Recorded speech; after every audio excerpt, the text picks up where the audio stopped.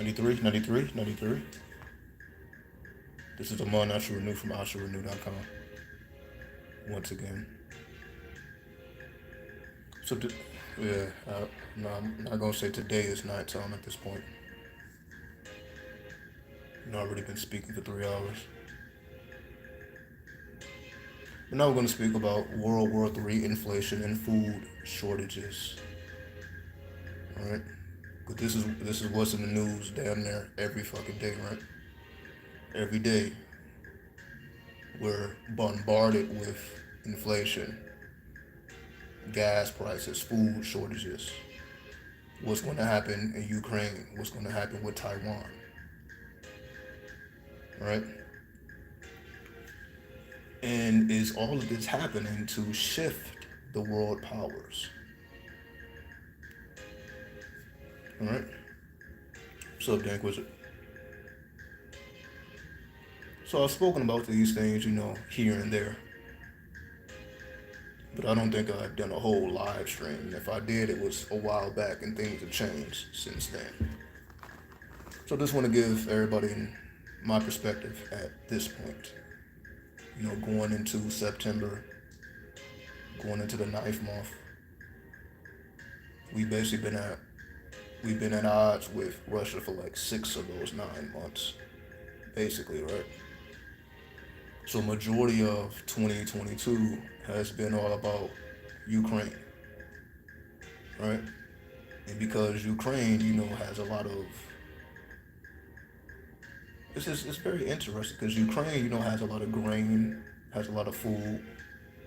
Then Taiwan deals with a lot of the chips, the technology chips, the graphics cards and all that. So both of these places, are pivotal for the world as a whole. So that's why you wouldn't really think that, okay, just because we're fighting, and it ain't even necessarily us fighting directly, just because Ukraine is having a conflict with Russia, how that would affect the whole world. We wasn't really thinking about it like that, just like if China gets into it with Taiwan, how that's going to have a major effect on the entire planet.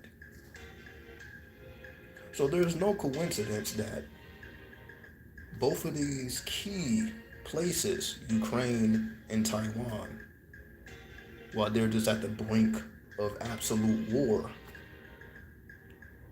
because of the importance that they play on the world stage. See, we didn't really know that unless you're like into politics.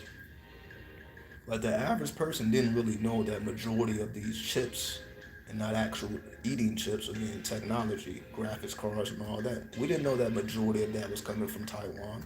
Just like we didn't know that majority of the grain and all that, everything that happens in Ukraine. We didn't know that it was just a couple concentrated places that produces essentially for the entire world. That didn't really, enter into our consciousness until recently. Like, oh, there's really just key points or key places in this world that's responsible for a lot of technology and a lot of people being fed. It's like it's not the whole world like you would think. So all this conflict is doing is highlighting that the world is not as big as we think it is. When soon as Ukraine gets into conflict, or soon as Taiwan gets into conflict, now it affects us, and we're all the way over here. Or if something happens with Taiwan and they're all the way over there, it's going to affect us all the way over here. So this is just letting us know that the world is a lot smaller than we realize in terms of they concentrate certain energies at certain places. You would think, okay, they should make graphics cards every goddamn where, but it's only really made in Taiwan because of the resources. It's the same with Ukraine. Ukraine just has access to certain resources that other places don't. Taiwan has access to natural resources that other places don't. So they're able to create this whole industry off of their natural resources. And then the rest of the world does business with them because of their natural resources. And because they're able to take their natural resources and make it into something that the world needs, especially in the age of technology. So because we're in the age of technology, Taiwan is, of course, is going to be center stage because that's powering a lot of the technology. That's why we had a graphics card shortage. For a time being, you couldn't even buy a graphics card for a time being because of everything that's going on. So we realized, like, yo, okay, this isn't what we think it is. We think, okay, Russia just fell out with Ukraine, China just fell out with Taiwan, so they're going to go at odds with each other, and it really shouldn't affect everybody else. But we see that it is affecting everybody. The fate of Ukraine affects everybody, just like the fate of Taiwan affects everybody. That's why Nancy Pelosi felt it was so important to go over there. What's up, Q Evan? So what we're seeing is it's only a certain pocket, or it's only certain pockets of the world that's actually really making major moves, you can say. It ain't, the world is not what we think it is. We think, we should think like, okay, everybody is on the same page. Everybody should be able to produce the same type of technology and be on the same level economically. But we see that's just not the case at all. That's not the case at all. The reason why we are so technologically advanced in a first world country is because we are doing business with Taiwan. If we were not doing business with Taiwan, we would not be as advanced as we was. Just like if we were not doing business with Ukraine, we would not be as advanced as we was, or are, not was, as we are. We need those resources from Taiwan, just like we need those resources from Ukraine, and that's why we're over there fighting, and that's why we said we will also defend Taiwan if China attacks. We're willing to defend Taiwan just like we were willing to defend Ukraine because we are reliant on their natural resources. Especially now that we pretty much have fell out with Russia. Now we need Ukraine even more because obviously Russia is not going to just be so willing to do business with the U.S. after everything that has happened. So it is in our best interest to win the Ukrainian conflict because Ukraine is still willing to do business with the U.S. and Russia isn't. So if Russia wins, that's a major hit to us because Russia would be unwilling to do business with us. So whatever resources that Ukraine has would now be seized by Russia, which then puts us at the back seat. It's the same thing with Taiwan.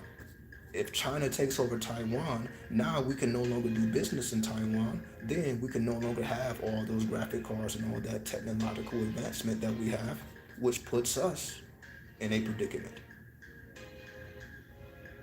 So I'm just bringing to everybody's awareness, this is why we have so much interest in these places, and we think, okay, Ukraine is all the way over there. Taiwan is all the way over there. What does that have to do with us here? Because obviously we're not able to produce what they're able to produce. Because if we were able to produce what they were able to produce, we wouldn't be doing business with them. Why put ourselves at harm for Taiwan or Ukraine if we can just do the same thing over here? We clearly cannot. We don't have the ability to do what they do over there. Because we have exported most of our industry overseas. So most of our industry is overseas. So that's why most of the stuff we have, it says made in China. You probably have very little items in your home that says made in America. Most of the stuff that we deal with is made overseas. If it ain't China, it's Taiwan, it's Iran, Iraq is somewhere in the East or the Middle East because that's where all the industry is, or it's even in India. It's coming from China. India is somewhere in the Far East or the Middle East because that's where we exported all of our industry because it's just cheaper. Because we know in America, people want to get paid. People want those $20 an hour jobs, $30 an hour, $40, $50, so on and so forth. We want to get paid for industry versus If you get it done over there, if you export your industry to China, then you're saving probably over 50%. They cool with just being paid, you can say $10 an hour. But we're not cool with it. We want 15, we want 30, we want 45, we want 70 an hour. So that's a big reason why we had to export, because we were not willing to work for chump change, basically. So the companies, even though they still would have been profitable, they just wouldn't have been as profitable. So it actually was just a business move, a big corporation move. Again, they still would have been profitable. You see, iPhones are still selling like crazy. They just so happen to be manufactured in China, and I believe they get the chips from like Taiwan, maybe. Get the chips out of Taiwan, and it gets manufactured in China. It's something of that magnitude. So that's why when China and Taiwan gets in a conflict, now Apple has to switch up their manufacturing. Now they're trying to take the manufacturing out of China because of what's going on in China. So now this is essentially the point that I'm making is the reason why we don't have as much industry now is because we were not willing to pay the people what they deserve to be paid. And now it's hitting us or kicking us in the ass, basically, to take it lightly. 1 second here. Hold on. Okay. So to put it lightly, it's kicking us in the ass now because although we can get cheap labor from over there, from India or from China, now that we are at odds, now that doesn't matter anymore. Because when China starts to restrict American companies from doing what they're supposed to do in the situation of Apple, where if China starts laying down a law and put laws into place where American companies cannot manufacture product in China, which is basically what's going on. Again, that's why Apple has to rearrange their structures now. Because now all they gotta do is lay down a law. Like, okay, you wanna be pro-Taiwan, okay, we're gonna put sanctions on the manufacturing in China, which hurts us because we're doing so much business there. So that's why we have this love-hate relationship with China. We don't like China, but we know that we have to do business because the labor is cheaper. We don't want to pay the people what they are deserved to be paid, what they are deserving to be paid.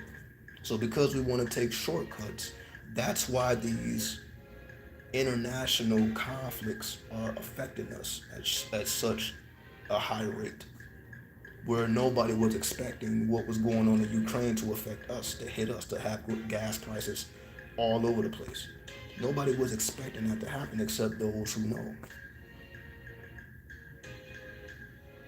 So the reason why, again, I feel like it's just starting World War III because it represents a shift in world power.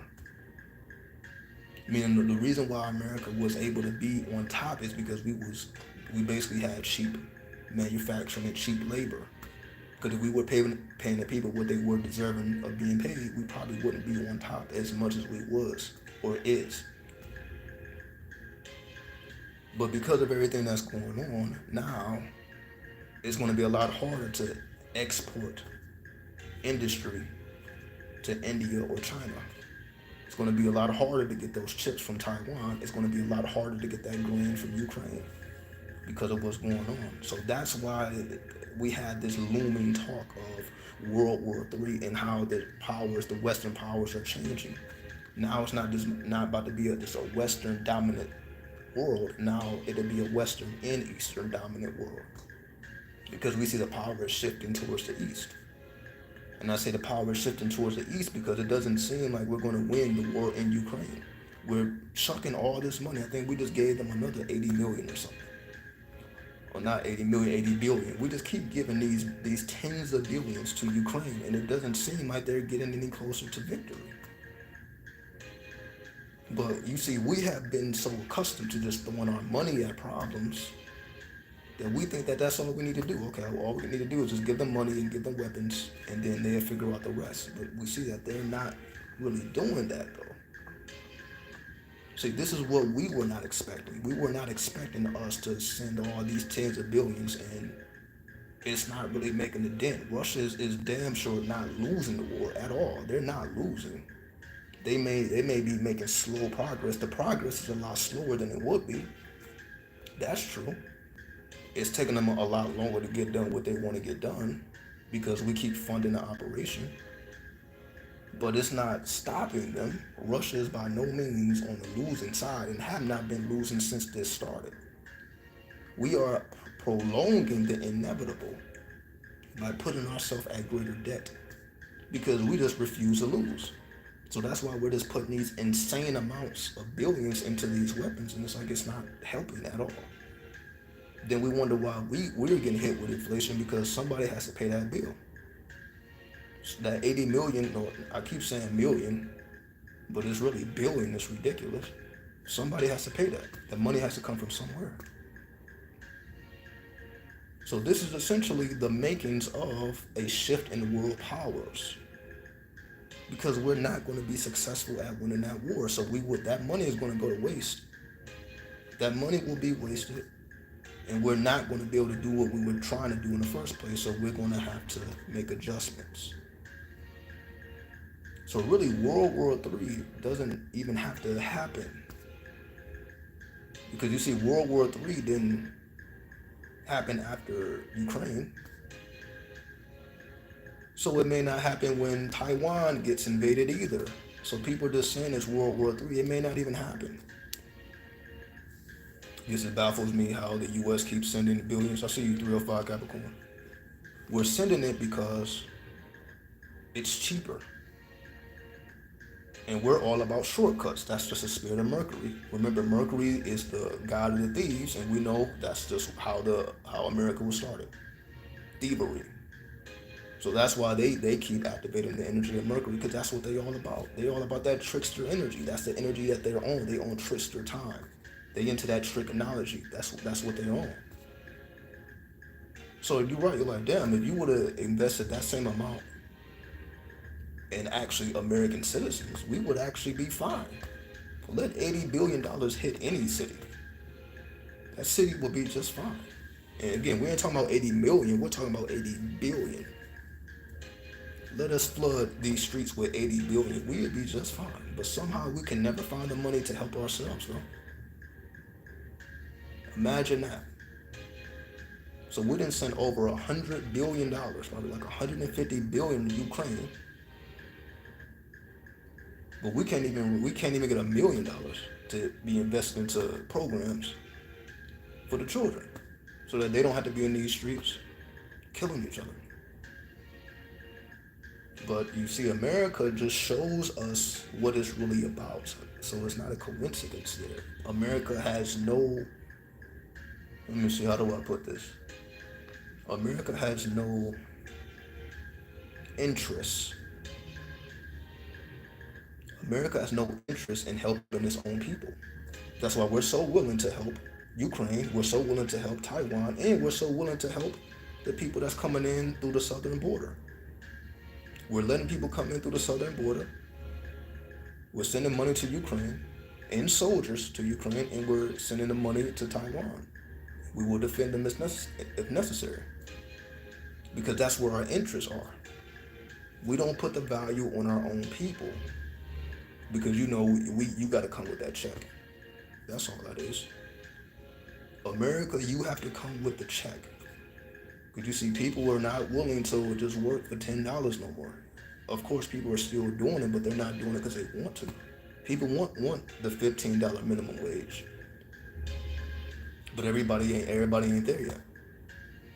Because that's not where America interest is. Because we could easily have that pass tomorrow, where a minimum wage is $15. Now everybody can support themselves, and I'm not saying it's going to fix everything, but it will fix a lot of issues. And we clearly have the money to do so. If we're sending 150 billion, that's the money that you would be paying the people. But you will actually be getting something in return. See, that's why we're not doing that, because you will actually get something in return. If you do help the people, then the people will help the country. So you get your return on that investment, but America is not concerned with Americans. We are concerned with the foreigners. because we feel the foreigners we can do more with. They don't. They're too naive to know the game. That's what it is. I just gotta keep it real. They are too naive to know the tricks that are being played. Why do you think Zelensky think we really with this dude? They're not. We just been in the game too long, goddamn. We just been in the game too long. We some fucking crooks. Can't lie. I'm not gonna lie. I'm like, god damn, we the deepest in the game. I ain't proud of it, but goddamn, everybody else is like they don't see it. We again, we really the guy, the tricksters. I can't say it. Look how you see how we screwing the world over, but we fucking ourselves up. See, we was able to do that. We was able to move real tricky up until this point. We was able to get over with that trick shit to this point. Because what we're gonna realize is it's not gonna work this time. There's a shift in powers. There's a shift in the gods and the goddesses, which happens it happens when the pilgrims invaded the Americas. It was a shift of gods. Now the gods of, you could say, the Native Americans lost power, and the pilgrims gained power. That would just say shift in currency. It wasn't an individual thing, it was a collective thing. Now, the same thing is happening. The same thing that happened in World War One, the same thing that happened in World War Two, is happening now. We just wasn't alive at them times. Right? So we don't remember because we were not alive. We didn't see it with our own eyes. We're just now seeing it for the first time. But America been on this same time since then. We're just now observing it because we are alive at these times.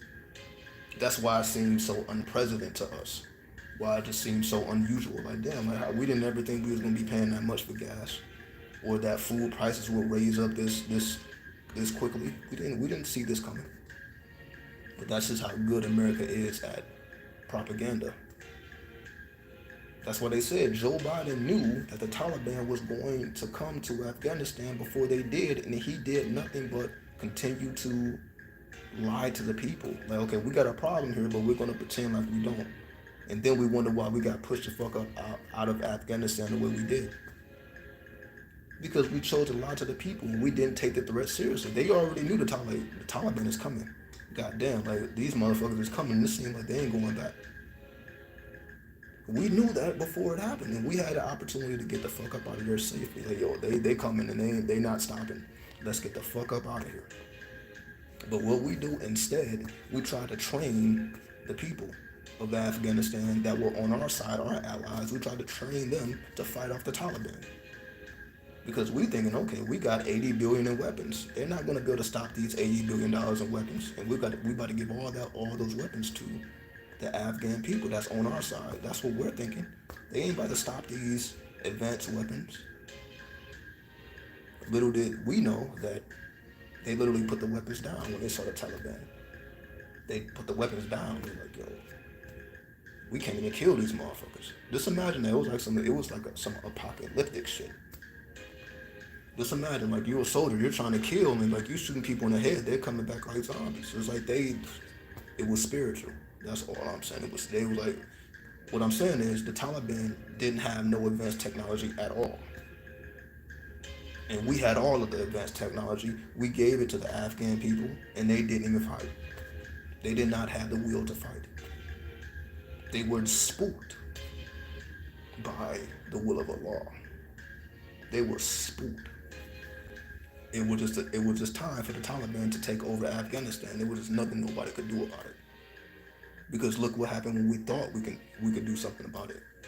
We thought we had all the weaponry. We thought we had all the money. We thought we had all the soldiers. We thought we were nation building, till we realized that none of that shit worked, and we had to leave with our tail tucked between our legs. That's how you know, like, yo, because we're thinking in our mind, we're so advanced. What the fuck are they going to do with these against these rockets, against these helicopters, against these AK or these AR-15s or these AK-47s?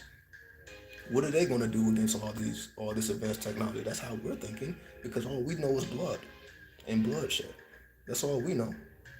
All we doing is playing with guns, especially in America. There's more guns than people in America, so all we know is gunplay. The gun is more divine than God here. So we put all our energy into this weaponry, then we realize the weapons didn't mean nothing. The weapons literally didn't even get used. People laid down their weapons and got the fuck on. The weapons wasn't not even used. All they had to do was pick them fucking weapons up, and now they started using it against us. And we got to get the fuck out of there. So that's what I'm saying. So we look at what happened in Afghanistan. If we're looking at what's going on in Ukraine, if we're looking at what's going on in Taiwan, if we look at all these foreign situations, see that's the catch 22. The catch 22 is Joe Biden is supposed to be a master of foreign relations. Meaning, as long as he has been a politician, he has been all about foreign relations. That's why this whole Hunter Biden, that's how Hunter Biden was able to get his fingers in all these situations in Ukraine, in China. And that's why that whole propaganda is the way it is, because the only way he was able to get his hands on all of these positions is because his father was a master of foreign relations. So he had relationships with people in China, Joe Biden that I'm talking about. He had relationships with people in China, and people clearly in Afghanistan and people in Ukraine. That's how Hunter Biden was able to do what he did. Because he's supposed to be the master of this, but it seems like ever since he has been president, all of our foreign relations is like we fumbled the ball. So we fumbled the ball in Afghanistan. You see, we're fumbling the ball with Ukraine, and we're going to fumble the ball with Taiwan. Because this is bigger than money. Because as you see, all we're doing is throwing money. This is bigger than money. This is the shift of spiritual powers. And truly, that's why we're getting hit so hard, because we believed in the bullshit. So that's why we're getting taxed. That's why the spirit is taxing us. Like, because you believe in these wicked devils. So we're going to tax your ass too, because their karma is your karma. Because ain't nobody stopped them from going to Afghanistan. When they told us that they had weapons of mass destruction, nobody said no. Nobody telling us maybe we should stay out of Ukraine and stop funding them. But we're not going to do that. Nobody's telling us maybe we should leave Taiwan alone and start our own manufacturing here, so that's not even our issue. But we're not going to do that. Again, America is not investing in its own people. America is just not. America is investing in everyone else. That's why America wants to completely redefine what it means to be American. Again, that's why we have thousands of people entering into the country on a daily basis, probably tens of thousands on a daily basis. It's going to be to a point where you don't even recognize who's around you, because there's all type of people coming in and you don't know who. But that's what they want to do. They want to put us in positions where we don't even know who our neighbors are. That's what they want. They want you to live next to a person that don't even speak your language, that doesn't accept your culture. That's what they want. They want us to be amongst strangers. That's what they want, because that keeps you in line. Versus everybody knows each other on this block, and then everybody can organize and have some type of power. See, that's power right there. If you know everybody on the block, everybody know everybody. So you can pool your resources together and really make some shit happen. But that's not what they want. You can't really do that when everybody's different. I'm not saying it can't happen, but it's a lot harder when people are just being pushed and forced on top of each other, and nobody even speaks the same language. That's what made slavery so successful. They just keep it real. Slavery was as successful as because it was a bunch of people that came from different backgrounds, came from different cultures.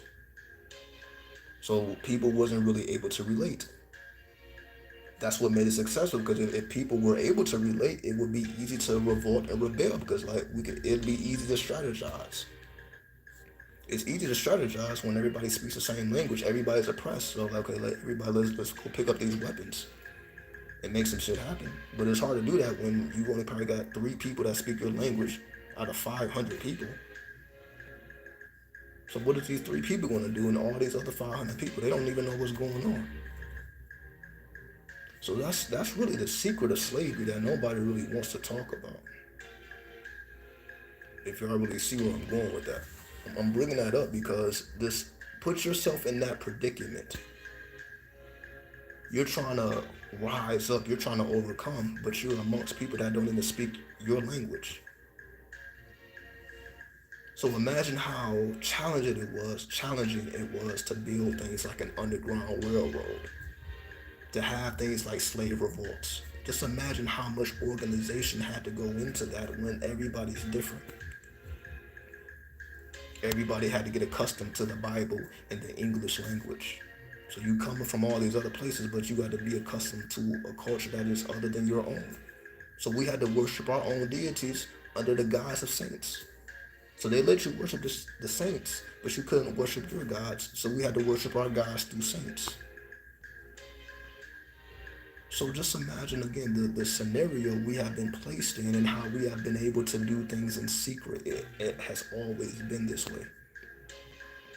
So yeah, you think yeah we're praising Jesus, we're praising these saints, but no, we're calling upon our original ancestors, and that's eventually how we got free in the first fucking place, in terms of 1865, because you just could not contain these people anymore. At that point, the people had become organized. So revolts were happening all over the fucking place. It didn't start or end with Nat Turner. We just hear about a couple names like that. But that was happening all over. It was happening to the point where it's like this shit is not profitable anymore. That's what it really was. Like it was mainly in the South. It wasn't really in the North. So people like the South is making too much money because they're making all this money off of free labor. So now it becomes imbalanced. That's really why they stopped the slavery, because it became imbalanced. Like you got all these people working and not paying them. That's just because it's all profit. Then you got the people in the North. You got to actually pay these people. So it could never be a balance with slavery still intact. So again, they didn't do it because they just felt so sorry for the people. They did it because it was a business move. The same way they're making a business move now. It was not about the people, it's about the business move. It's about preserving capitalism. It's about preserving colonization. And don't get it confused. Just because they allow you to drive your car and allow you to live on the land that they actually, in other words, just because you have the freedom of religion, don't mean that they're still not colonizing us. Because as soon as you go to their schools, as soon as you go to their corporations, as soon as you go to their industries, you're going to be amongst their culture, not yours. So that's how that works. Like, okay, yeah, you can practice whatever religion you want, but once you come amongst us, once you're ready to get a check, now you got to be amongst us, amongst our culture, and you got to deal with us. That's how they operate. So like, they don't give a fuck about what you're doing when you outside of the circle. But when you're ready to make real money and make real moves, you got to come amongst them, and you got to, I was about to say fall victim, but that's basically what it is. You got to become a victim of them because they hold all the resources. That's what colonization is. We're going to contain all the resources and we're going to divide it into certain industries. So let's just say it's 12 industries, like 12 houses of astrology.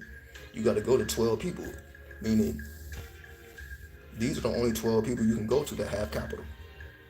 So if you don't go through one of these gatekeepers, which we know that word, right? If you don't go through one of these 12 gatekeepers, then you're not going to be able to access capital.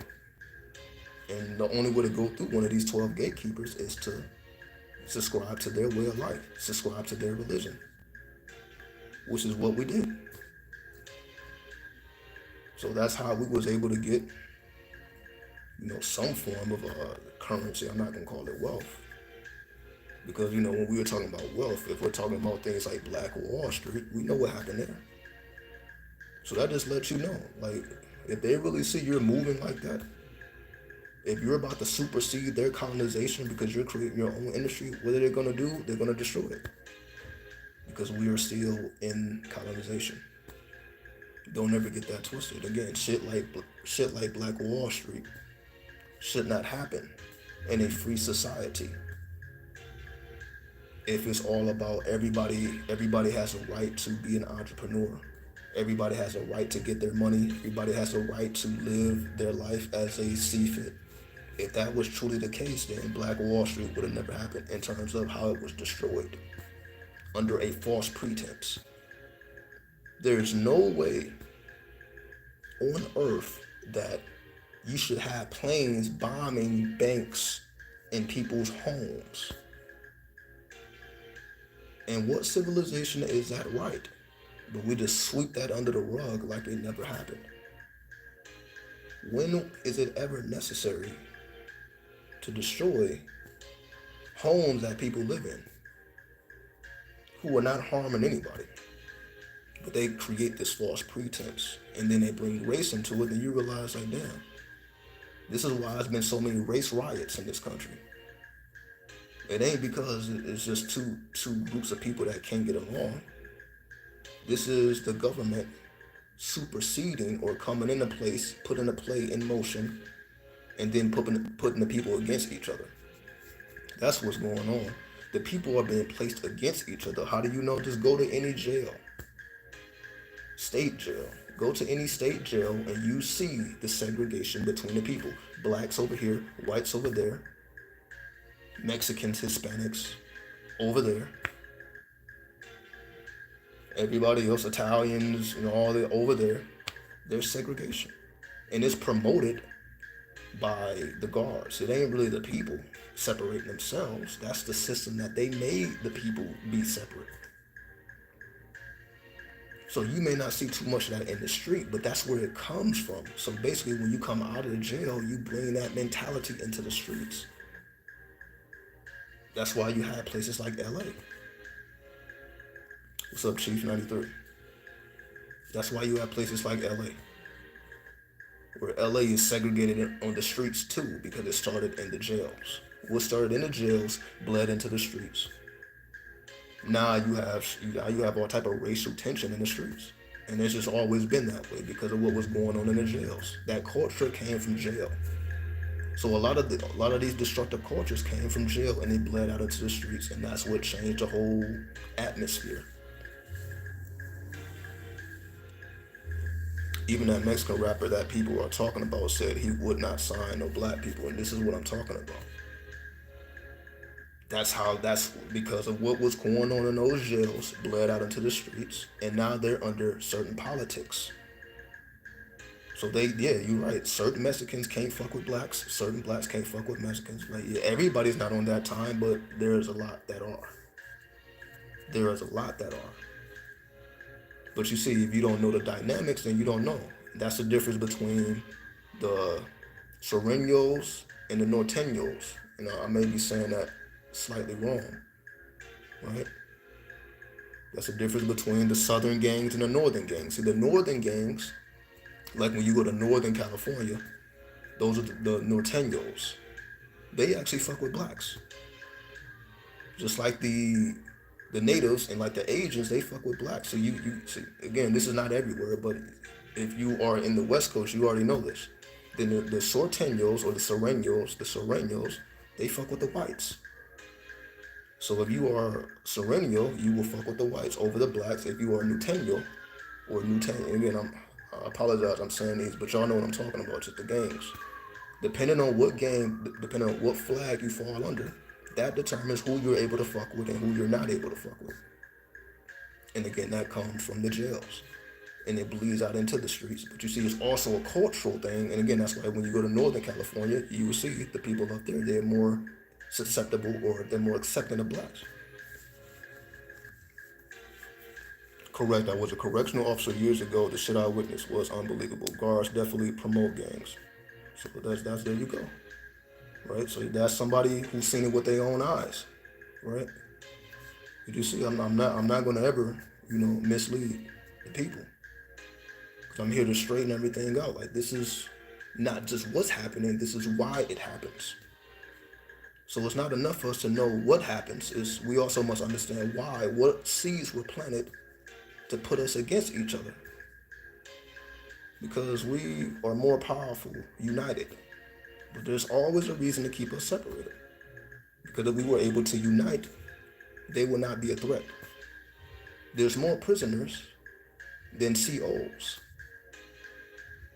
But because of the segregation, that's why you can only have a handful of COs with hundreds of prisoners or thousands of prisoners, and then everything goes like it's supposed to go. So how's a handful of people taking care of hundreds of people or thousands of people?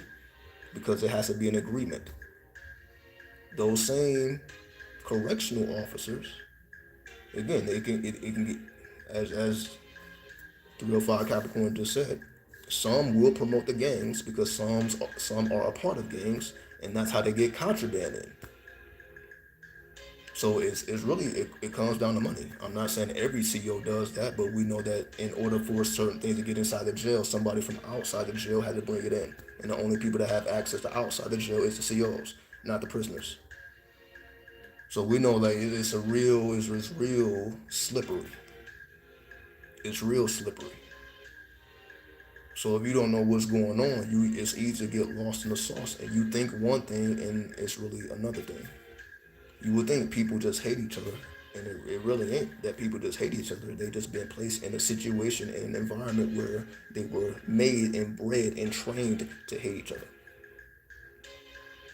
And again, that's why I bring up slavery.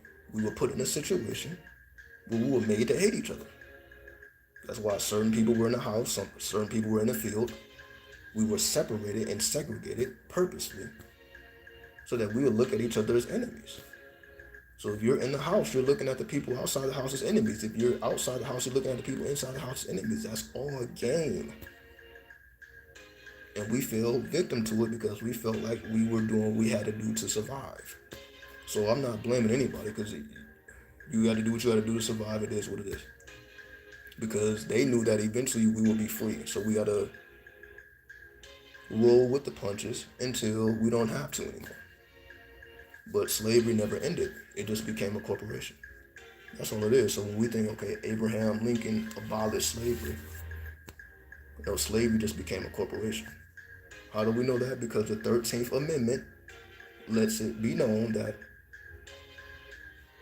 yes, you are a citizen until you go to jail. Now you become a slave. Now we can work you to death and give you slave wages. Like nobody finds it odd that they say black Americans only make up 13% of the population. But in most jails, we are the majority. So how is the minority of the people the majority in the jails? If we only make up 13% of the country, how do we outnumber the whites in mostly every jail? See, nobody has a fucking answer for that. Like for every one black person, you got like 11 white people. And I'm just using these terms just for conversation. Every so-called black person and every so-called white person, it's like 1 every 11. So if you got 10 blacks, you got over 100 whites. Then you mean to tell me that those 10 blacks are more dangerous than those 100 whites, because that's how it appears in the jail system, because we outnumber them in mostly every jail, even in places where you're like, yo, I didn't even know black people was here. How we outnumber them? So for every 10 of us is 100 of them, but according to the system, the 10 of us is more dangerous than the 100 of them, and we know that that's not true.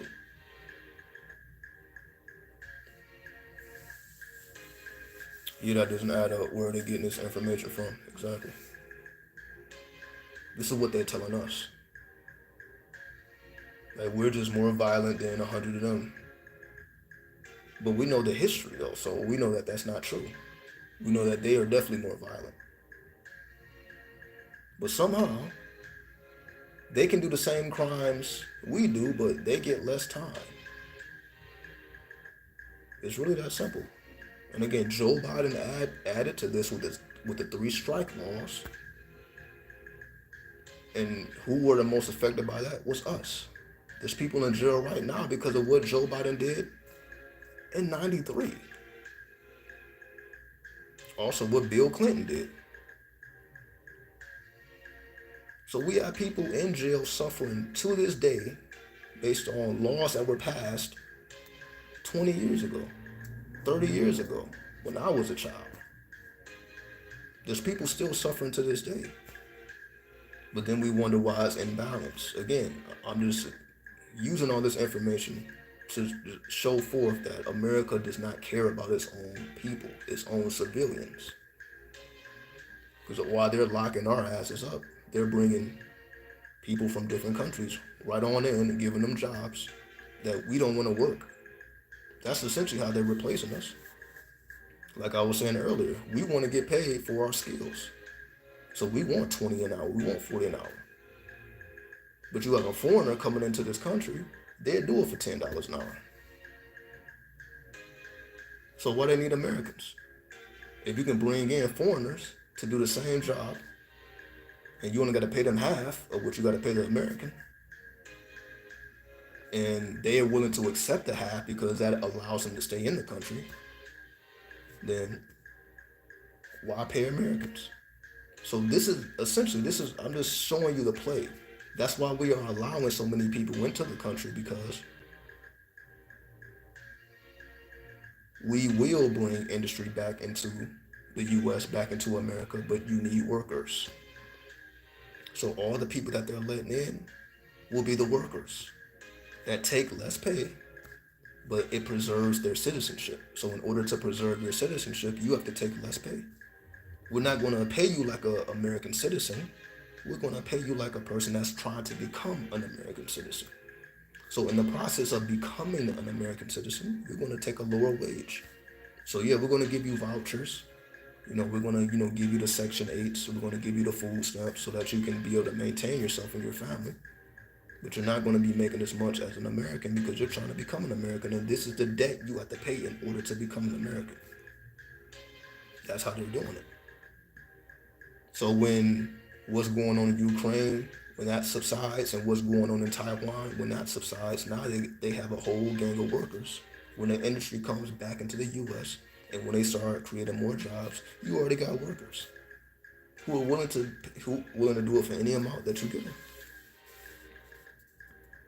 So then, the people that actually need the money, who are already citizens, they end up losing out.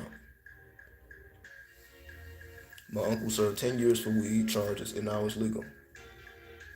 Exactly. See, they didn't free the people that, when we became, if we were righteous, we would have did that. When we became legal, you would just release the people that got locked up when it was illegal. Because why are they still locked up now, and people just walking around smoking this shit outside? But you see, you have to be righteous to be that way. But you see, we're Mercury though, right? We're the god of thieves. So of course we're not going to play fair. Of course we're going to play dirty. And of course we're going to fuck over our own people. And that's why we fuck over our own people. That's why we do our family so dirty, because look at how dirty we're being done. So we just do the same thing that was done to us. Basically, a victim ends up victimizing people. All right? The victim becomes the bully because they don't want to be victimized no more. So now they begin to bully people. And that's essentially how you describe the entire hood. If you got people that are oppressed and suppressed, these people end up becoming bullies. And then they end up terrorizing their own people. And this is exactly what we see, because we have been terrorized, because we have been victimized. Now we do the same thing to each other. Now we're terrorizing and victimizing each other as if we are really enemies. But the karma that comes from that let us know different. What I mean by that is, you really think that you will have the same karma if you kill somebody that looked like you versus you kill somebody that didn't look like you, that was against you? That's all I'm saying. Do you really think the real God is going to look down at you for killing someone who looks like you, or for killing somebody who's trying to suppress you? What do you think is really going on here? But then we wonder why we consider ourselves cursed. It's not for what someone else is doing to us, it's what we're doing to ourselves. You put a curse on yourself when you're killing your own people. It just doesn't make sense. Yeah, physically it doesn't. Spiritually it does. Because this is how you are able to cleanse your karma. See, that's why they keep people in confusion, because we're looking at this purely physical. Well, that's the angle that they push out to us. Like when you're watching the media, you're watching the news, they're gonna always keep things physical. They're not gonna take things into the metaphysical or the spiritual world. That's why people like me have to step in. On now, I have to describe all these things so that we can see it from a holistic perspective, so that we don't get lost in the sauce. That's what it becomes. So that's all I'm saying. I'm not promoting violence, but I'm saying if you think that your karma would be greater if you took the life of an oppressor versus somebody who actually has no power to oppress you. But you see, that's a little bit too deep though. So we ain't even gonna go. We ain't going in that direction because we know people not ready for that, right? We're more comfortable killing each other instead of actually being radical enough to take over the system and to change the system. And again, not by voting for it either. You see, we only get mad when we're done dirty. But all they do is absorb the energy. Like they'll kill one of us, the cops. They'll kill one of us. We march, we protest, we turn up. They absorb all that energy, and then we forget about it because somebody else done died, or the family got paid off. Now the family tells the people to fall back, so the people fall back. That's what ends up happening. All right? That's what happens. That's why a lot of these cops that kill don't go to jail, because the family gets money and the family drops the charges. We're gonna give you these millions for you to keep those charges reduced. And to a people that never seen that type of money, if they gonna offer you 20 mil because they killed your son or they killed your daughter, you ain't never seen 10 million. Damn, I want justice for my daughter, but goddamn, 20 million though. After taxes, what, maybe about 13, 15. And again, it is what it is. Again, I'm not here to blame nobody, because I get it. We all out here, trying to make our way. If we gotta live check by check, we gonna. So yeah, if a motherfucker just throwing 10 million in your face, you're like, yeah, I love that person, but fuck it. It is what it is. See, that's what I mean. Like we gotta look in the mirror first before we even start to look at anybody else, because it all comes down to us. Meaning, if the family didn't take the money, which guaranteed unlimited time for the cop, then shit would be different. But until we see that happens, we can't really be mad at the cops. Like, well, his family took the money and dropped the charges. So what the fuck are we mad at? Because we see the long-term play, but we also realize that, that family needed that fucking money, though.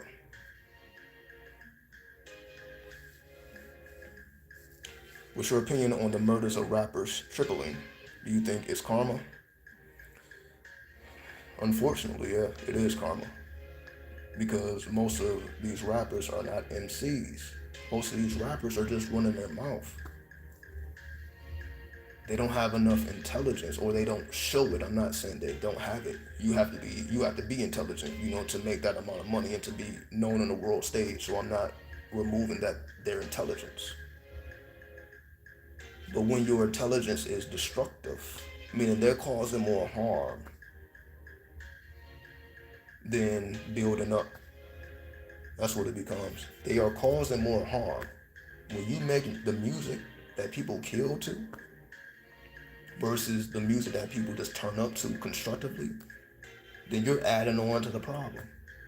When you're making music talking about the people that you killed or the people that your crew killed, and you're dissing the dead, and you're just, just having a good old time, stepping on the people that look just like you, that's not necessarily something that the game god appreciates. That's all I'm saying. That's not something that the game god appreciates. That's all it is. We're not gonna give you leniency when you promoted the death of your rivals. And yeah, they were your rivals because we are in a situation where we're put against each other, but you're supposed to be able to rise above it. That's what makes a person an MC. An MC doesn't necessarily not have enemies, they just are able to rise above it. Like, yo, I'm not about to make a whole record dissing my enemies just because they're my enemies. Yes, we'll keep it in the streets. But the moment that I put it on wax and I begin to diss the dead and I begin to make it bigger than what it is, now I make it a worldwide chant. Now I'm doing it to myself. So it's one thing, to just make a song and the only people that hear is the people in your hood. It's another thing where you got the whole world chanting the lyrics of a death chant. Now the whole world is saying fuck your dead homie. Now the whole world is saying fuck your crew. So I can understand how that makes somebody furious and that now they want to take your fucking life. Like, then you got the whole world saying fuck my dead homie and fuck my whole crew, fuck my whole livelihood. Now, when you go back to your community, now you wonder why people want to shoot at you. Why you can't even do anything righteous in your community because people want to take your life. That's what ends up happening. So whatever positive that you wanted to do, that you set out to do, you can't even accomplish it because now people want to take your life because of the energy, the bad energy you put out. So the bad energy you put out will never supersede the good because you can't even do the good without, again, that's what happened to Young Dolph. That's what happened to Young Dolph. Young Dolph was only in his city for a weekend or something just to give out turkeys. He's trying to do something positive for his community. But because you had motherfuckers who were just waiting and lurking for him, next time we see him, we're going to put him out. We're going to put him down. Because of whatever reason, now that whatever good that you try to do, you can't even accomplish it because you got people plotting on your downfall. Because of the energy we put out. Because we make the beats bigger than what they need to be. Again, when we start saying names and we name drop. And this is why I don't make that type of content. So yeah, you like imagine if I was making content every time a dead rapper, not a dead rapper, but every time a rapper died. And now I'm giving you all the details and I'm saying what happened. Again, there's all type of people that do that type of content. I can't, like the culture is just too deep for me. I can't profit off of the dead, and it's my own culture. If I consider myself hip hop, why would I capitalize off of a dead rapper, a dead hip hopper? Unless I'm going to speak about them in a positive light, but I'm not going to ever okay, this person died, and now let's talk about why they died. Because we already know why they died. It's a universal law. I say universal law because again, it's just certain things. It ain't you can do whatever you want, but everything has a consequence. If you claim if the culture that let me put it this way, if the culture that picks you up out of the dead or out of the grave, I'll say it that way. If the culture that picks you up out of the grave and gave you meaning in life, which is what hip hop does for us. So when people say hip hop saved my life, what they're saying is hip hop gave my life meaning. Hip hop represents that opposite current versus colonization. So if hip hop did all that for you, if hip hop gives you life, why would you take it? If it's not necessary. I'm not saying somebody coming at you and trying to, I'm not saying a defense, I'm talking about an offense. If hip hop took you out of the grave, if hip hop gave you a name, if everything comes from hip hop, meaning nobody would even give a fuck about you if it wasn't for hip hop. If that's the case, then you had to acknowledge that, okay, in order for me to survive in this hip hop game, I have to honor the culture. Because it's this same culture that honors me. This culture chose me. If the culture chooses me, I must choose a culture. I can't choose the streets. I can't choose the homies. I can't choose a government. I must choose hip hop if hip hop chooses me. And if you don't, It's like signing an oath. It's the same thing. If you sign an oath to a secret society and you begin to reveal the secrets, they can take your life. It ain't that they just gonna kick you out. No, they're gonna completely remove you off the board. And they are justified in doing it because you took an oath to keep a secret. And if you don't keep a secret, they are justified in taking your life because you brought the oath. It's the same thing with the streets. It's the same thing. If you take an oath to be a part of that game, you're not allowed to tell. So if you do tell, then people will feel justified in taking your life because you told and you made an oath to not to tell. Why take an oath not to tell if you're just gonna tell? And that's why it does not apply to civilians. So it's different than if you're a civilian, if you're not a part of the game and you just speak about what you saw. Nobody's faulting you for that. But that's why you see when you are a part of hip hop, you have to follow a different set of rules. That's the whole thing. If you are a part of the hip hop, you have to follow a different set of rules. You have to follow a different set of laws. You can't follow the same laws of a civilian. You can't follow the same laws as a politician. You have to follow a certain set of laws. It's like we're too far gone at this point. Younger kids look at these rappers as idols. It's because they are supposed to be. So the youth is not wrong for looking up to the MC because the MC is supposed to be the shining light. So I don't see it as wrong that the kids look at the MC before they look at the politician, before they look at the government, because they know that all this other shit is corrupt. The only truth that I have in my life is that MC speaking truth. That's the only person that I know that's going to actually be authentic. So that's why I emphasize the importance of being an MC and being authentic to the culture, because you may be the only source of truth for a person. Where else are they going to find the truth? They can't go to church and find it. They can't go to the masjid. They can't go to the temple. They can't go to the synagogue. They can't watch the news. They can't go to their parents. They can't go to their family. Who else are they going to go to hear the truth from? So that's why it is significant. That's why the youth does look up to the MC, because the MC is telling the truth, even if it's a dark truth. Because they're not, who else is going to tell them the truth? They're not getting the truth anywhere else. So in that perspective, what they're really looking up to is the truth. And because the rapper is telling the truth, that's why they look towards a rapper. It's the truth behind the rapper. That's just the power of being truth. Not that you're speaking the truth, you are the truth itself. You are the embodiment of the truth. That's what happens when you don't lie. You become the truth. Instead of you speaking facts, you become facts. Because everything that comes out your mouth is authentic. And that's what you came here to be, authentic. Anything that comes out of my mouth is going to be authentic, irregardless of the consequences. But you see, the only place that allows you to be that way is within hip hop. You're not going to go on a colonizer's plantation and talk like that. You ain't going nowhere else under somebody else's rulership being your authentic self. You're going to be denied. The only place, the only culture that accepts your true identity is hip hop.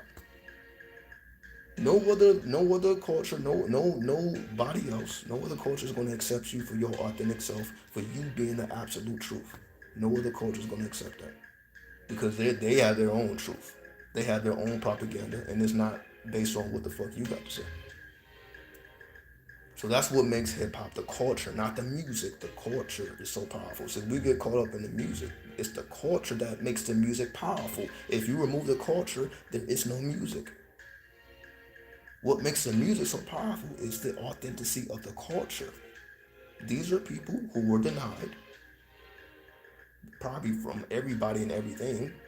They was never able to get a job. And if they had a job, they weren't able to maintain it.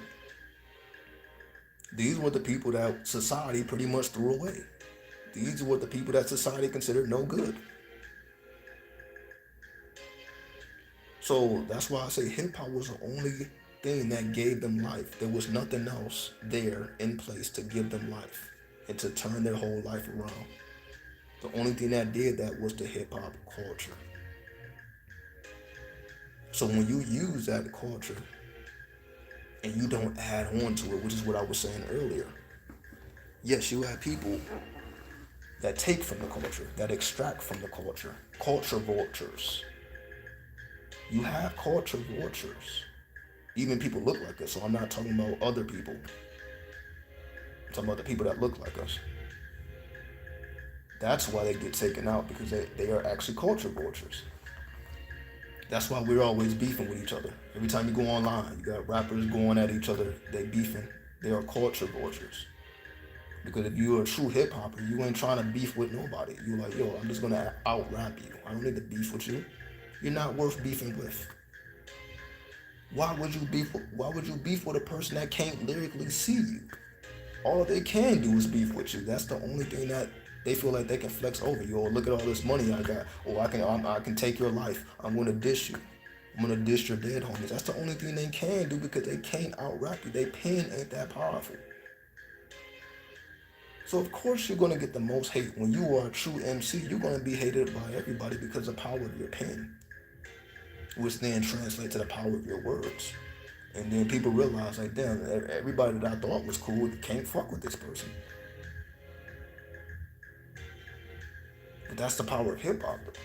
That's why they try to keep hip hop out of the industry, because you can't have hip hop in the rap industry. Because everybody would be able to see who's real and who's not. So that's why the rap industry tries to get the people that they can influence, that want to be culture vultures, that want to use a culture. They're going to use an image. They're going to use everything they can just to extract money, but they're not giving anything back. Why you think you don't have, rappers? They all they get on social media, it's just a bunch of bullshit. They ain't getting on, live and breaking down no game, because obviously they're in places that we're not in. They're in situations that we're not in. So if they're not giving us insight, then where are we going to get the insight from? And that's the whole point. If you're not serving your purpose as an MC, you will be taken out.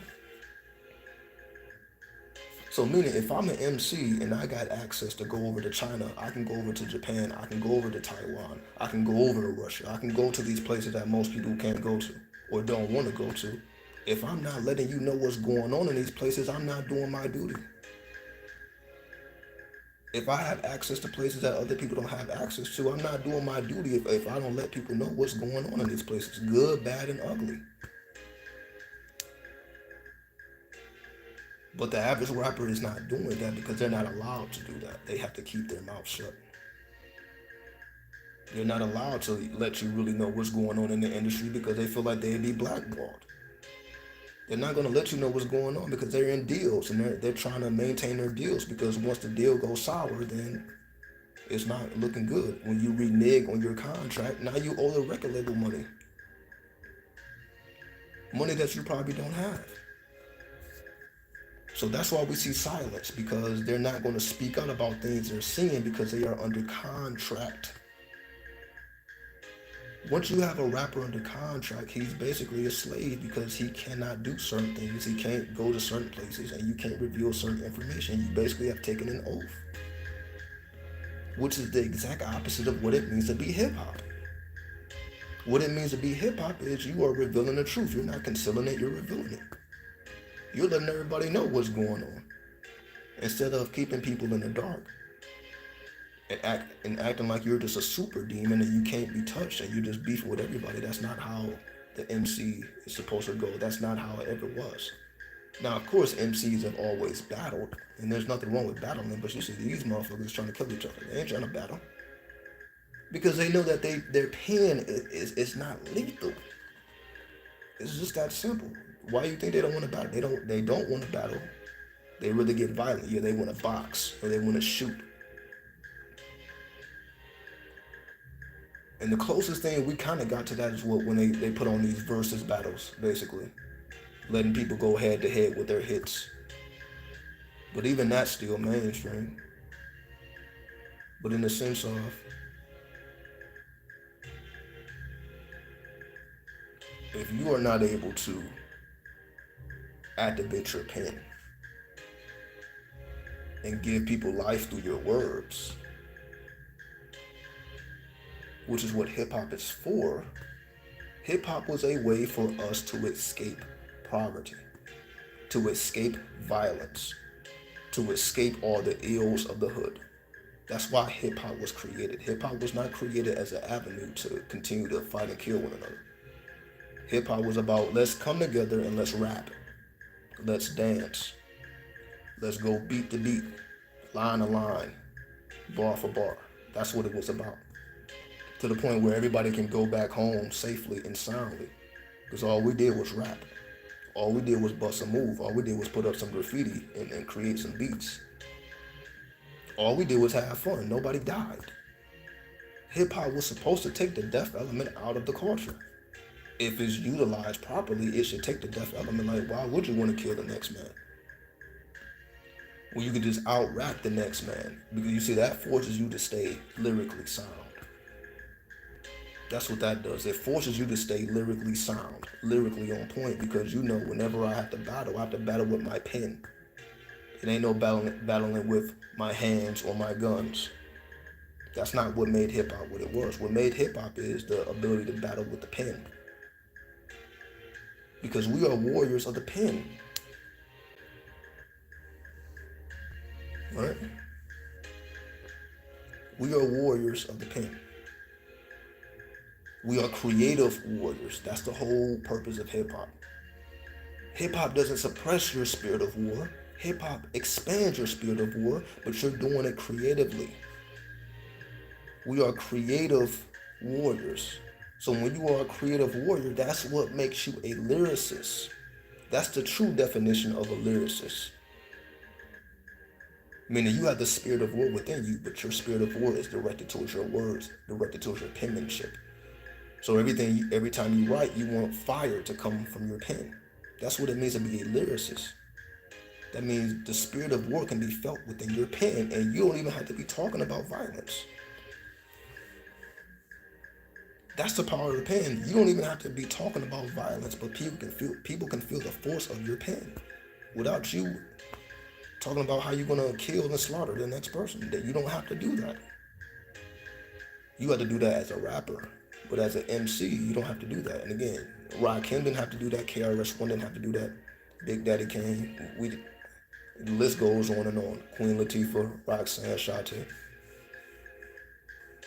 None of the people that were around in the early stages had to ever bust their gun or utilize their fist.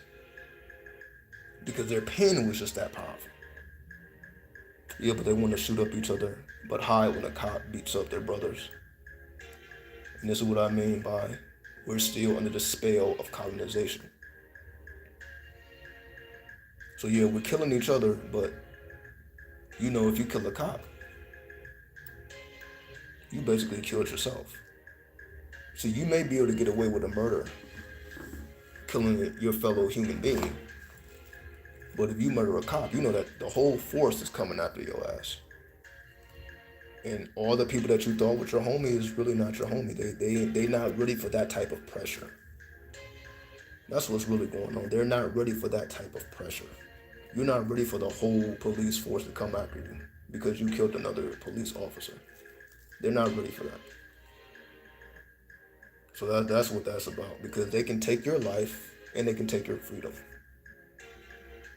See, another man may be able to take your life, but he can't take your freedom. See, a cop can take your freedom, so that's why they are afraid of cops. You have no fear with your fellow man, but you got all the fear with the cops because they can actually take your freedom and take your life and get away with it. So yes, a fellow man can take your life, but he doesn't have a license to kill. The cop does. So if the cop kills you, he's probably going to, or her, if she or he kills you, they're probably going to get off. They're not going to spend the rest of their life in jail. Versus if your brother kills you, not only are you gone, now his life is done, because now he got to spend the rest of his life behind bars. And if you don't get caught, now you got to live the rest of his life in the underworld. You can't just be walking around normal when you done took somebody's life. Now you got people looking for you. So everything changes. So as you see, we are intelligent enough to know the difference between killing a cop and killing a fellow human being.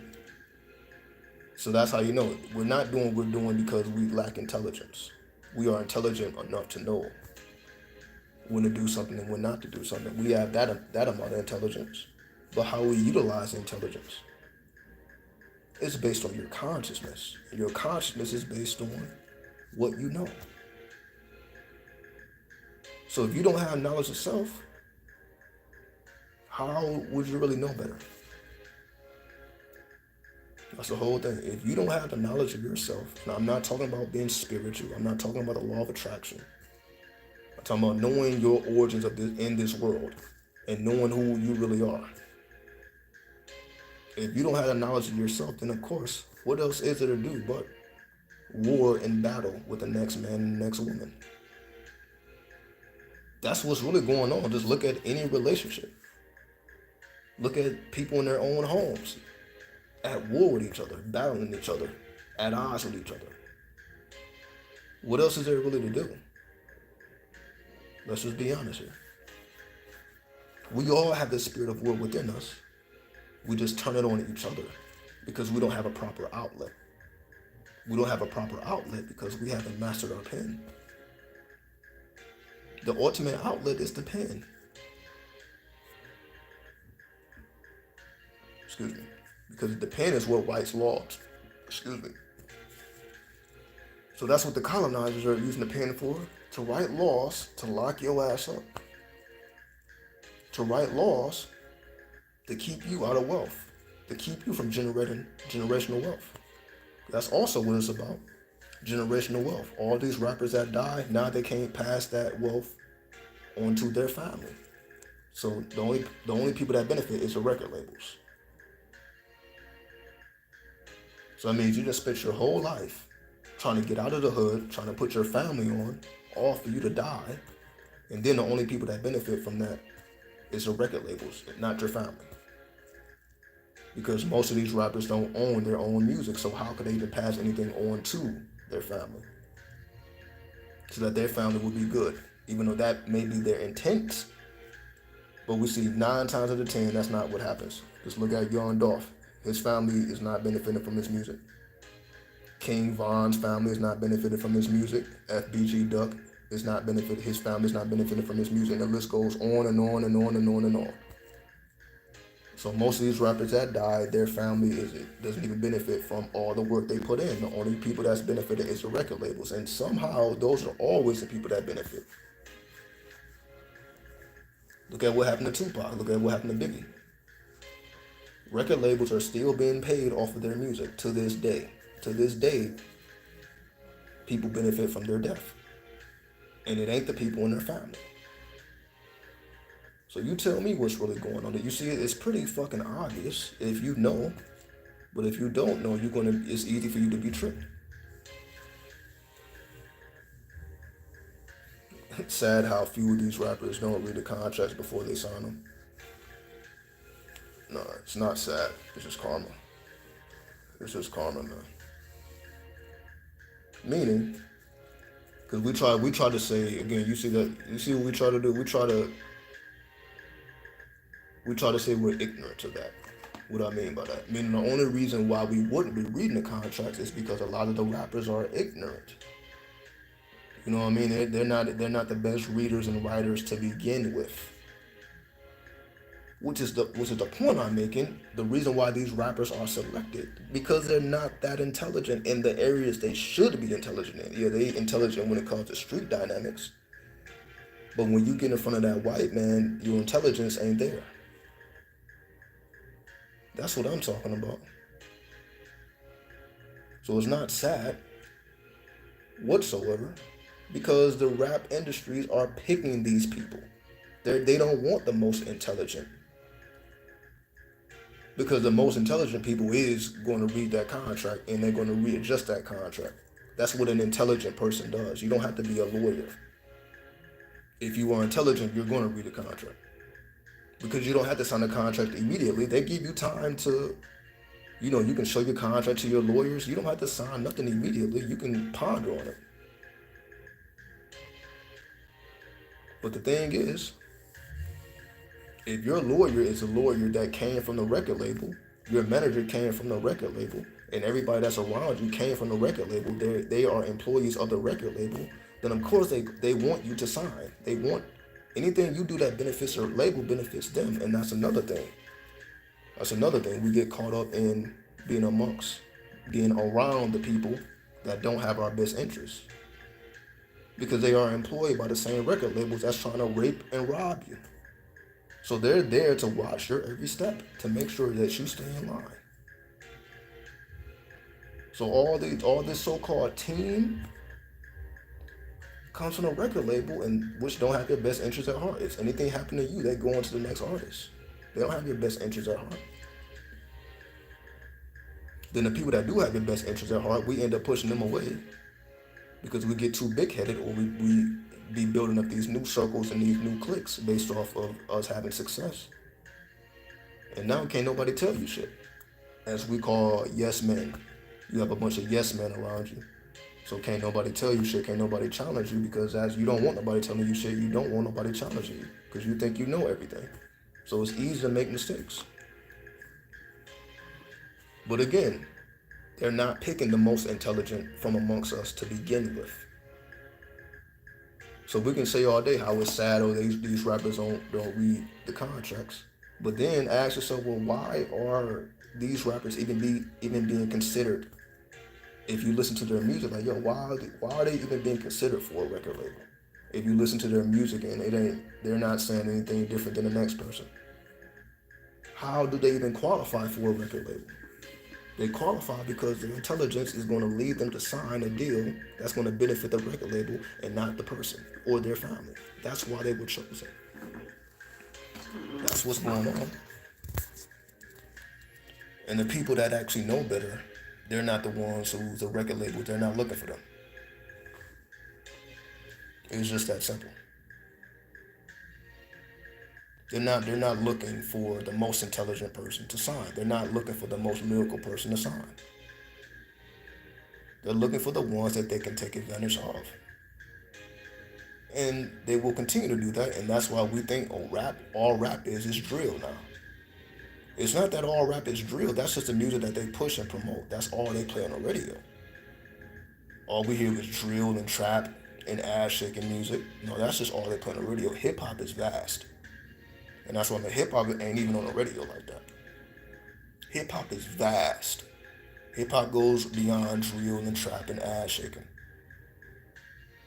But that's just the hip hop that we hear on the radio, so that's what we think that's all people are rapping about. But hip hop is way more vast than even we realize. Because when you are hip hop, I mean the hip hop is you. That means the world is waiting for your next creation. The world is waiting for you and what you're going to do next and what you're going to create next if you are the vessel of hip hop. If you are hip hop itself. So that means hip hop continues through you and through your artistry. Meaning you're not waiting on the next person, you're not waiting on a record label. You make music or you dance or you make beats or graffiti. You're doing all that because you know that you are advancing the game. Not because somebody knows. Again, if you're a graffiti artist, people don't even know who did it. So you see, real hip hop wasn't even about you being known like that anyway. Because most people that don't know who's doing this graffiti. Most people don't know who's making these beats. Because all we really see is the rapper. So again, we don't see the beat maker. We don't see the graffiti artist. And we're really not seeing too many B-girls and B-boys. So we're not even really seeing the true people. They remain anonymous. You only really see them and amongst hip hop. You're not really gonna see them in the industry like that. So that's why it's two different crowds. You have the industry crowd, but then you have the hip hop crowd. Right? And they don't really mix like that. They can mix, but they really don't mix like that. Because it's two different worlds with two different moralities. One is righteous and one is not. one is civilized and one is not. Again, just go to the early days of hip hop and you're going to see a bunch of civilized men and women. You're not going to see a bunch of savages and animals. We're not calling ourselves savages and animals. We only did that in recent times because that's what we feel we are now. Because we fell victim to the propaganda. That's what the propaganda tells us. That we're just savages and we're not worth anything. That's why we kill ourselves. That's if you're listening to propaganda, that's what you're gonna think about yourself. You're not gonna look at your fellow man or your fellow woman and ask yourself, what can I do to be more civilized, be more righteous, and be more useful? Those type of thoughts ain't coming to your mind. You're thinking about the next track to kill the next person on, the next drill track. You're not thinking about how do I advance the linguistics of the hip hop culture. Meaning, how do I say something that's never been said before? How do I make a rhyme that's just like crazy? That's not the type of thoughts that people are having. Because if you are really about hip hop, it's about advancing the culture. That means you're trying to do things that haven't been done before. You're trying to say things that ain't been said or say them in a way that ain't been said before. You're trying to do art that ain't been seen before. You're trying to make up or create new styles that ain't been seen before. You're trying to do something that's futuristic because your mind is always in the future. That's hip hop has always been futuristic.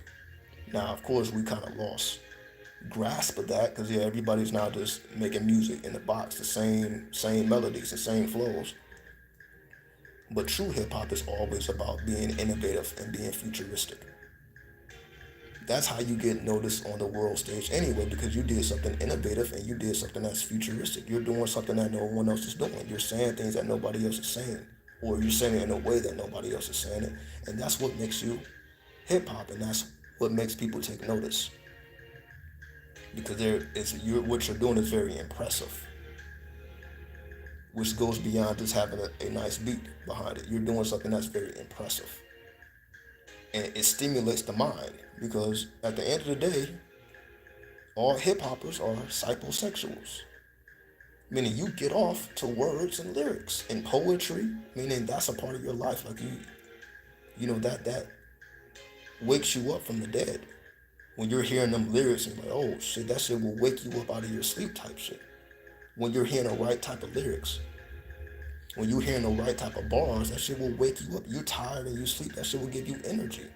When you're doing it correctly, when it's being performed correctly. And that's what you're supposed to do for the people. Give them energy. Feed the people. That's what it means to be a king. That's what it means to be a queen. You feed your people, not just physically, but also spiritually. You're spiritually feeding the people with your lyricism because you have the spirit of war, but your war is creative. Your war is feminine. You don't pick up the sword, you pick up the pen. Because remember, it's live by the sword, die by the sword. So if you live by the pen, that means you die by the pen. That means it's going to start with lyrics and it's going to end with lyrics instead of starting with a gun and ending with a gun, which is how a lot of these rappers, they start with a gun. It's when they picked up the gun, and that's when people started to notice who they was in the streets. And it's going to be because of the gun that people notice who they are when they're gone. Versus when you pick up the pen and you're known for being just lyrically witty, and that's what people are going to expect. That's why hip hop is ageless. So anybody who's thinking hip hop is a young man's game, it's just hip hop is just young. Hip hop's only been around for about 50 years. But you can be any age and be hip hop. Hip hop is not limited. That's only if you have a limited mind. That's why we feel like the youth runs hip hop. It's just that the youth still has open minds, and hip hop is ran by people who are free thinkers. And most of the youth are still free in their thoughts. They're not convinced of anything. See, when you're dealing with adults and people that's grown, they already got their mindset. You ain't gonna convince them any goddamn thing. Their mind is already made up. That's why hip hop is always targeting the youth and always filled with youth because their mind ain't made up. They're still able to be, you can still stir them in the right direction if you want to, basically. Instead of steering them in the wrong direction, you still have the ability to steer the youth in the right direction. That's why we don't give up on the youth because, again, their mind is not made up yet. They can still move in the right direction if they choose, if they see the proper examples. That's why people like us are of utmost importance, because we represent the proper examples. We show the youth that you can be lyrically masterful with a pen instead of masterful with a gun. Become masterful with your pen. But in order to inspire them to do so, you got to show forth, okay, give me an example of that. Because anybody can talk shit, anybody can run their mouth. But what makes you different is you show and you prove. Okay, let me show you what it means to be lyrically masterful. When you put on your own music. And then when they recognize, like, oh shit, now you got their ear. So they may not want to hear what the fuck you got to say when you're just speaking like this. But when you're able to put it into rhyme form, and you're able to educate through the lyrics, through the rhymes, now you can actually, get them to listen to what you got to say. Because you were able to put it in rhyme form. And that's just the creative nature of the youth. They think in rhymes anyway. They are more susceptible to listening to music than reading books. That may change as you get older. You may appreciate reading books more than rhymes. But when you are a youth, the rhymes are more attractive to you than books. So if you're able to create rhymes, then you're more inspiring to the youth than somebody who wrote a book. Even though both of them use a pen, but one used a pen masterfully. Then one used a pen, to do what people do with the pen. They write stories. But you're writing about your life. You're rapping about reality. You didn't have to make up a fabricated story. In your imagination, you're rapping about the actuality of things. And that's what the youth respects. Like, damn, you're actually rapping about real shit. It ain't just all make believe. Like, oh, like that shit is based in reality. It's based in actuality. So that makes you a realist. And that's what the game respects when you are a realist, right? So you're not the person that's speaking about, hopefully one day people will wake up and become peaceful. You're looking at, yeah, I know shit is fucked up, but this is what we can do about it. Then like, yeah, shit is fucked up, and we can do that about it. Then we can upgrade our pens. Instead of trying to upgrade our guns, we can upgrade our pens. And when we upgrade our pens, I guarantee when we upgrade our pens, it's going to make the youth put the guns down. Because that pen is just that powerful. Like, god damn, that pen will make motherfuckers put the gun down. I guarantee it. But we have to be that example. So instead of me speaking about it, then that's why I have to make the music. That's why I have to do all this hip hop stuff. Because I'm like, I can't just talk about it now. I don't have nothing to show for it. So that's why I have to keep coming on. I have to keep showing and proving. Like, it's possible for you to be righteous, for you to be civilized, for you to have an excellent pen, and for you to be a peaceful and prosperous person in life and not worrying about what's going on behind your back. It's very possible. But somebody has to demonstrate that. Right? It ain't just going to happen because it's coming out of your mouth. Are you a living example of what you're speaking about? Because if you are the living example, then the youth is going to be looking at you like, oh, damn, you're the real deal. You are the living example of what's coming out of your mouth. And that's respect. Like, damn, you actually are like that. Every time I see you, you always, speaking righteously. You ain't into no bullshit. So when you're showing and proving your words through your actions, then nothing comes from that but respect. Especially with the youth. Like, fuck the adults. They already on their bullshit. I'm talking about the youth. The ones who are still looking at the world with googly eyes. They're still looking at the world like they can be anything they want. They haven't been beat down enough and given up on their dreams and their aspirations. They're still looking at the world like hopeful, like them. I can actually make a change here. For those type of people, that pen is the most powerful thing that you can give them.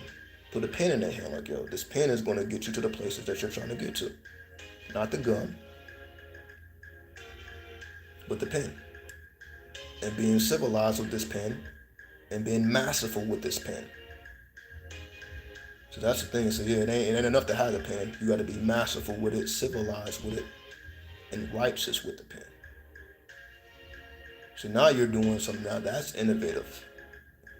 That's something that's not easy to do.